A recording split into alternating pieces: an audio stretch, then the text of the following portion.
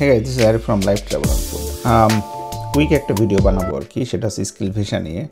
কারণ অনেকে আমাকে জানতে চাইছেন যে আসলে যারা জব করেন এই মুহূর্তে বাংলাদেশের বিভিন্ন সেক্টরে, স্পেশালি সফটওয়্যার অথবা কোনো আদার সেক্টরে, তারা কীভাবে অস্ট্রেলিয়ায় আসতে চান। কারণ এই উপায়ে যদি আপনি অস্ট্রেলিয়া আসতে পারেন তাহলে এটা হবে আপনাদের জন্য সবচেয়ে হ্যাসেল ফ্রি।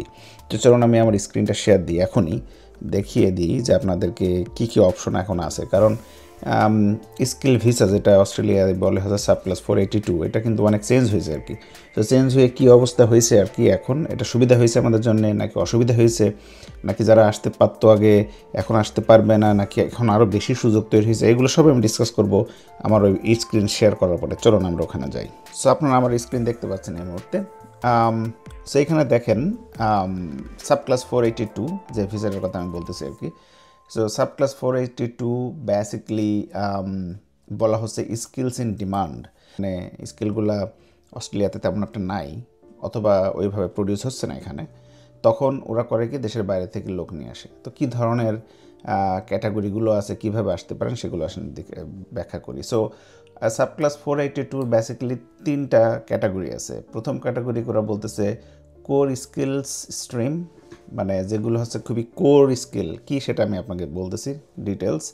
তারপরে আসতেছে স্পেশালিস্ট স্কিলস স্ট্রিম। সো এই স্ট্রিমেও আপনি অ্যাপ্লাই করতে পারেন, এই স্কিলে আপনি অ্যাপ্লাই করতে পারেন। সো আপনার জন্য কোনটা বেটার হবে সেটা আমি বলতেছি। তারপর আর একটা হচ্ছে লেবার এগ্রিমেন্ট স্ট্রিম। সো 3টা স্ট্রিম আছে যে আন্ডার অফ +482। আমাদের সময়ও এরকম বিভিন্ন স্ট্রিম ছিল, বাট অনেক চেঞ্জ হয়েছে এবং এখন অনেক সুবিধা হয়েছে কি সেগুলো আমি বলতেছি। সো কোর স্কিলস সিস্টেমটা কি তার আগে বলিনি যে এটা হচ্ছে একটা টেম্পোরারি ভিসা, ঠিক আছে। টেম্পোরারি রেসিডেন্স হিসেবে আপনি আসতে পারবেন, 4 বছরের একটা ভিসা। সো এই ভিসাতে আসলে আপনি এখান থেকে বিভিন্ন পাথ আছে to go to permanent residency. কীভাবে সেগুলো আমি ডিসকাস করব। এটার কস্ট হবে হচ্ছে 3115 AUD, অস্ট্রেলিয়ান ডলার। আর processing time which is very important, কারণ অনেকে ভিসা অ্যাপ্লাই করে বছরের পর বছর পার হয়ে যায়, কিন্তু যদি আপনি এই ভিসাতে অ্যাপ্লাই করেন প্রসেসিং টাইম কিন্তু রিজনেবলি অনেক কম, কয়েক মাসের ভিতরে এগুলো পাওয়া যায়। তো চলুন আমরা প্রথমে কোর স্কিল সিস্টেমটার একটা ডিটেলসটা দেখে আসি, ঠিক আছে।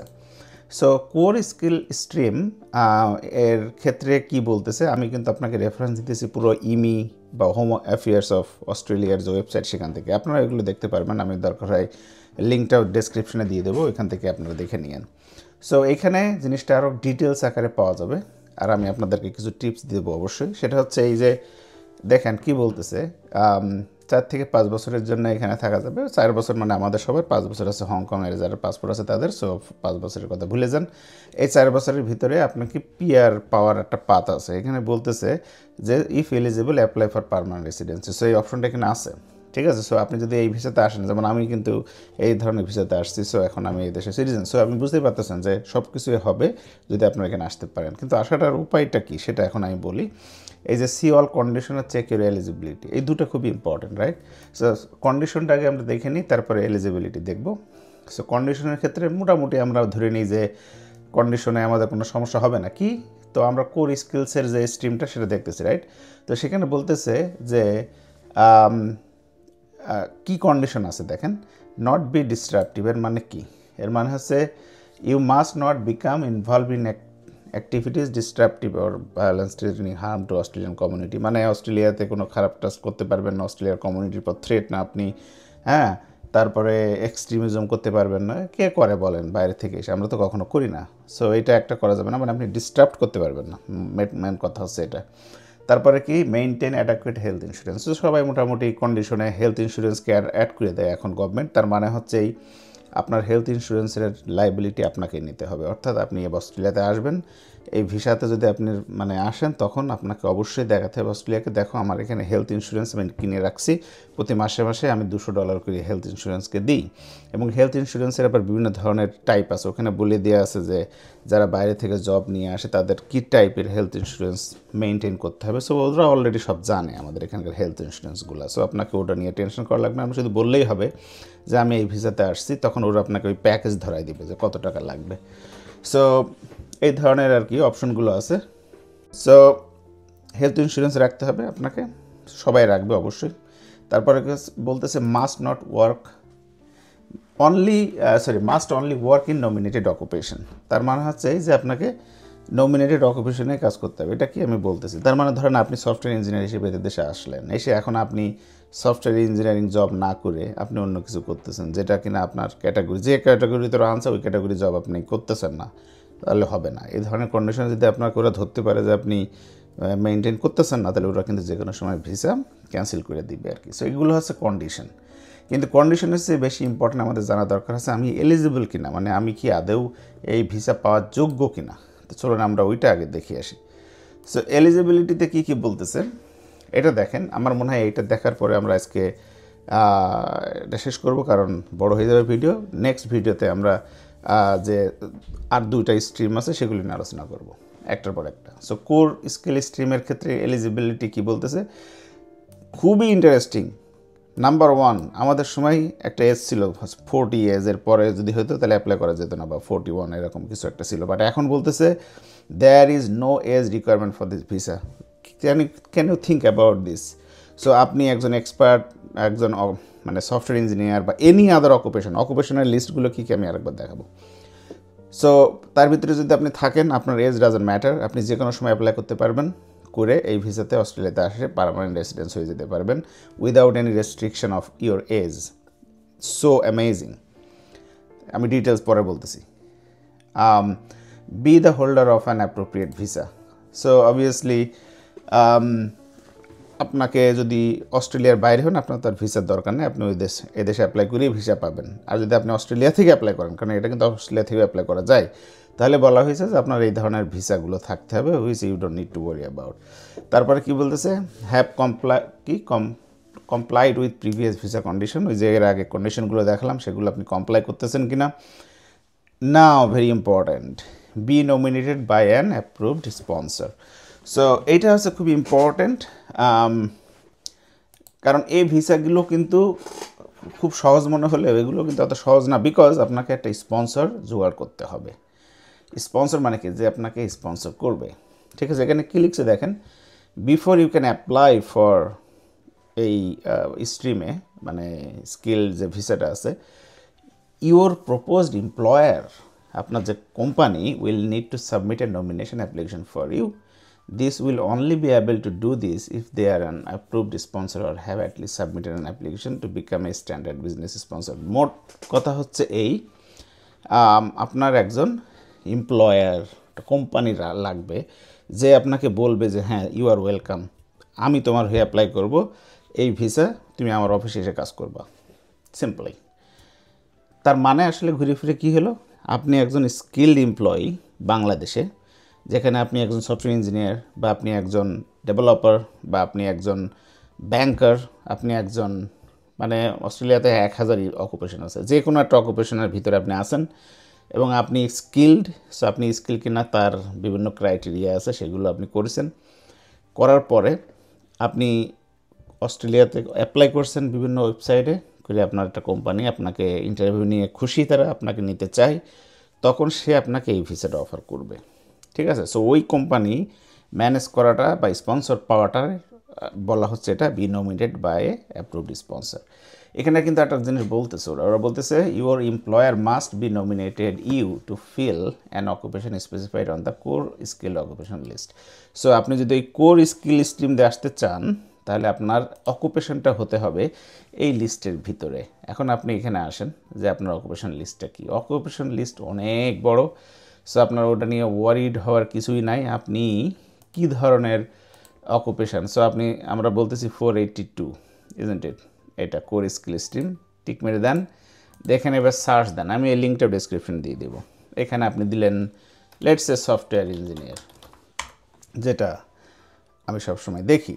এখানে দেখেন কি বলতেছে, সফটওয়্যার ইঞ্জিনিয়ারের ক্ষেত্রে 482 আছে কিনা দেখেন এখানে, হ্যাঁ এই যে আছে, skill in demand sub class 482 core skill stream. তার মানে হচ্ছে এই যে এই অকুপেশন নাম হচ্ছে সফটওয়্যার ইঞ্জিনিয়ার, আর অকুপেশনের বিভিন্ন ওরা কোড দেয়, Australia New Zealand occupation code, don't need to worry about this column. But এই অকুপেশনে দেখা গেল যে হ্যাঁ আমি 482, মানে আপনি যদি একজন এমপ্লয়ার স্পন্সর করে আপনাকে, ইউ আর দ্য লাকিয়েস্ট গাই, আপনি খুব সহজে এখানে চলে আসতে পারবেন। আমি ডেসক্রিপশনে দিয়ে দেবো এটাও। Now very important, work for your nominating employer. So আপনি একটা কোম্পানি আপনাকে নিয়ে আসলো, আর আপনি ওই কোম্পানি, ধরেন আপনার সাথে কথা হলো যে দেখো আমি তোমাকে $75,000 দিব স্যালারি বছরে, তুমি আমার এখানে কাজ করবা। তুমি আসলা এদেশে কাজ করতেছো, হঠাৎ আর এক কোম্পানি তোমাকে $1,00,000 দিতে চাই, ঠিক আছে, আর তুমি মনে করলে আমি ওখানে চলে যাব, এটা করা যাবে না।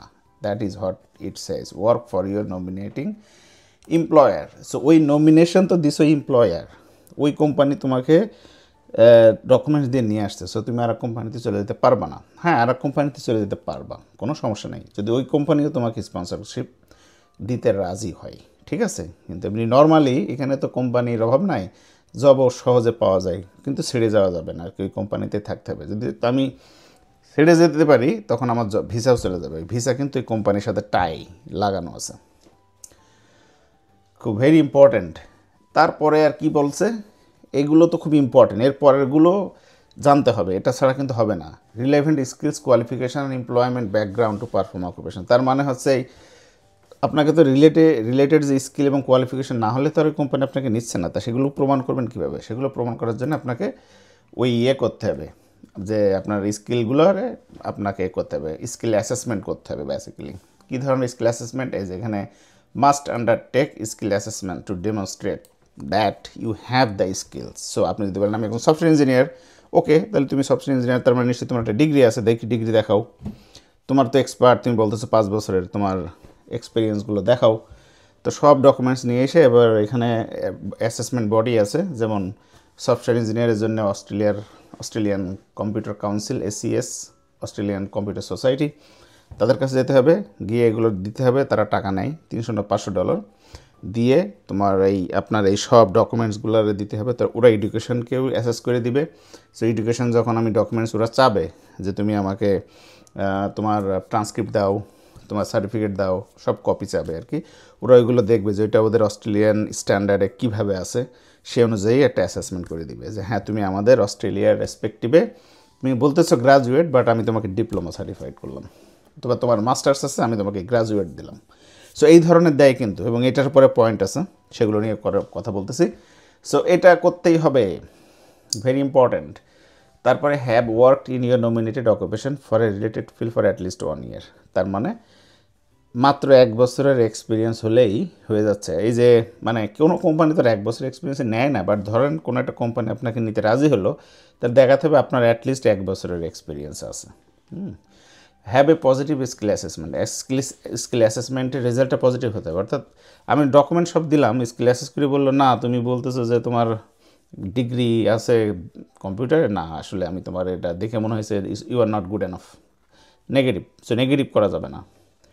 And meet your health requirements অবশ্যই আছে। ওই যে আমরা ভিসা হওয়ার পরে বা আগে আর কি হেলথ টেস্ট করি না, এই ভিসার জন্য কিন্তু হেলথ রিকোয়ারমেন্টস আছে, যে ওরা অনেক টেস্ট করে আর কি ভিসার আগে। সো এটাতে পজিটিভ ফল হতে হবে। ভিসাতে ওগুলো হেলথ রিকোয়ারমেন্ট, হেলথ টেস্ট করে যদি নেগেটিভ রেজাল্ট আসে, দেখা গেছে অনেকের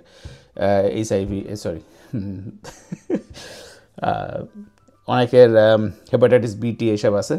সো দেখা গেছে যে সমস্যা হয়ে যাবে। ক্যারেক্টার রিকোয়ারমেন্টসও লাগবে, পুলিশ ক্লিয়ারেন্স আর কি, পুলিশ সার্টিফাইড করে দিবে যে হ্যাঁ এ ভালো ছেলে, ঠিক আছে, ওটা লাগবে। সো এগুলো দেখে নিন। আর একটা জিনিস important, English language is very important. এখানে দেখেন ইংলিশ ল্যাঙ্গুয়েজে কিন্তু অত বেশি লাগে না। হ্যাঁ, সো বলতেছে primary visa applicant must meet certain minimum standard of English language proficiency. So what is English language proficiency? এখানে আমরা যদি দেখি 482 এর জন্যে, আমার স্ক্রিন নিশ্চয়ই আপনারা দেখতে পাচ্ছেন, এক্সামশন আছে কিছু, যারা আসলে ইংলিশ দেশে থাকে তাদের তো দরকার নেই, তারা সব বাদ। এর বাইরে যদি আমরা থাকি, আমাদের মতো দেশের আসি, তাহলে কি বলা হয়েছে যে 5 years ফুল টাইম স্টাডি সে করছে ইংলিশ মিডিয়াম, মানে আমাদের ইউনিভার্সিটিতে এইভাবে হয়। তখন দেখা গেছে যে যদি আপনি আইলস দেন আপনার অনলি 5। সো সবাই ওভারঅল, তাও মানে সব ব্যান্ডে না, ওভারঅল অ্যাভারেজে 5 হলেই you are ready to get this visa. So চিন্তা করেন কত ইজি, কত সুন্দর ওয়েতে আপনি চলে আসবেন। সো এইখানে আপনার এই পুরো জিনিসটা থেকে মনে হলো সবচেয়ে চ্যালেঞ্জিং কোনটা বলেন তো? সবচেয়ে চ্যালেঞ্জিং হলো একটা এমপ্লয়ার খুঁজে জব পাওয়া। যদি আপনি পান তাহলে আপনি ধরে নেন this visa you will get quite easily. ওই কোম্পানি আপনাকে 1 থেকে 2 মাসের ভিতরে আপনার সব ভিসা শেষ হয়ে যাবে যদি আপনি জব পান। আগে জব পাইছেন, you will get it everything by 2 months. ওই 5 আইএলস দিতে আবার অবশ্যই আপনাকে একটা টাইম দেবে, বলবে হয়তো বা আইএলস দিয়ে দাও, তো আপনি আইএলস দিয়ে 5 স্কোর পেয়ে যাবেন হয়তো বা 1-2 সপ্তাহের ভিতরে, বা 1 মাস লাগলো ওটা, আর 1 মাস আপনার ভিসা, 2 মাস ম্যাক্সিমাম 3 মাস, 3 মাসের ভিতরে আপনি অস্ট্রেলিয়া। সো এই তো আমি এই কোর 482 সাব ক্লাস, অনেক আমার কলিগ ফ্রেন্ডরা এই ভিসায় আসছে। আমি অবশ্য ওই সময় 482 হয়নি, আমি যখন আসছি ওই সময় ছিল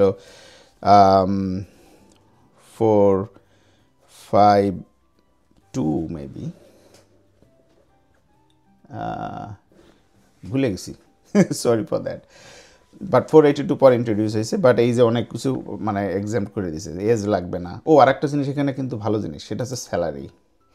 সো একটা কোম্পানি আপনি খুঁজে ম্যানেজ করলেন, আর কোম্পানি আপনার সাথে সাথে নিয়ে নিল, কিন্তু ওই কোম্পানি আপনাকে কত টাকা দিতে হবে মিনিমাম, বেশি হলেই তো কোনো সমস্যা নেই, মিনিমাম আপনার $73,000 ইয়ারলি স্যালারি ও যদি না দেয় তাহলে কিন্তু ভিসা হবে না। সো $73,000 ইয়ারলি খুবই রিজনেবল অ্যামাউন্ট। আমার মনে হয় এই ভিসা যারা পায় অথবা কোম্পানি যখন ওদেরকে নিয়ে আসে ওদেরকে কমপক্ষে 1 লাখ টাকা স্যালারি তো দেয়, মানে ইয়ারলির কথা বলতেছি আমি।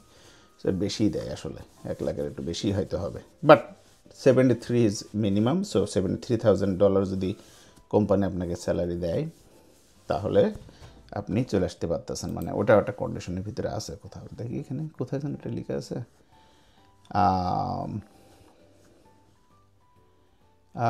আচ্ছা সম্ভবত এখানে কোথাও থাকার কথা, যাক এটা আমি পাইছি, এটা কোথায় পাইছি আমি, এইখানে পাইছি, এই যে। সো স্কিল ইন ডিমান্ড ভিসার যে কোর স্কিল স্ট্রিম যেটা আমি বললাম, সেখানে 76,515 টাকা স্যালারি হতে হবে মিনিমাম, এর বেশি হলে তো কোনো সমস্যা নেই।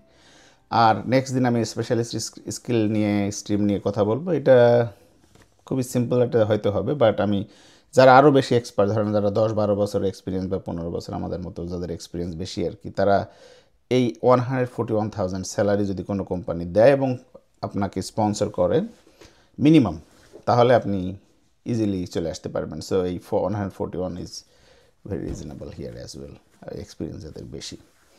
তো ঠিক আছে, আজকে এ পর্যন্তই। আশা করি আপনারা এটা ভালোভাবে নেবেন এবং চেষ্টা করবেন অস্ট্রেলিয়াতে স্কিল ভিসাতে আসলে পিআরের যে পাথ হয়ে আছে সেটা নিয়েও আমি নেক্সট ভিডিওতে আবার আলোচনা করব।